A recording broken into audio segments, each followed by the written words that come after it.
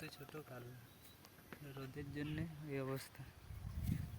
চলো ভালো করে দেখে হচ্ছে লাউ গাছ দেখতে পাচ্ছি, বেশি লাগানো নাই এদিকটায়। এখানে এগুলো হচ্ছে সাদা খাড়া।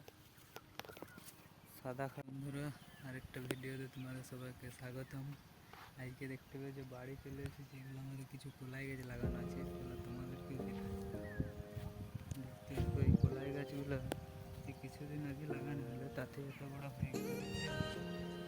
তো এই গাছগুলো আমিও লাগিয়েছি, ওইটার ভিডিও হয়তো করা হয়নি।